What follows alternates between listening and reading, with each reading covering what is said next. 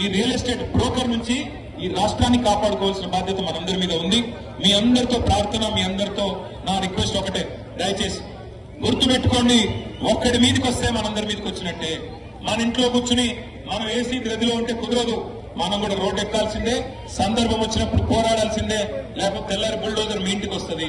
అక్కడెక్కడో కొడుతున్నారు కదా నాకేమి అనుకుంటే కుదరదు, తెల్లారి మీ ఇంటికి వస్తారు. మేమందరం ఎట్లా ఉంటాం, మేము ఎక్కడ పోం, మీ కూతవేడి దూరంలో ఉన్నాం. మేము తమ్ముడు కార్తిక్ రెడ్డి రోజు నిజానికి జన్మదినం, బర్త్డే, కానీ బర్త్డే రోజు కూడా పండుగ చేసుకునే వాతావరణం లేదు నియోజకవర్గంలో. కాబట్టి నాకేమొద్దు, నేను మీతో పాటు ఎండలో నడుస్తా అని చెప్పి తమ్ముడు కూడా ఇవాళ మీతో పాటు రోడ్డు మీద ఉన్నాడు. నేను ఒక్కడే కొడతా ఉన్నా, ఆయన ఒక్కడే కాదు, మొత్తం కేసీఆర్ గారి బృందం మీతో ఉంది, కేసీఆర్ గారు మీతో ఉన్నారు. 2 ఏళ్లు కాపాడుకుందాం.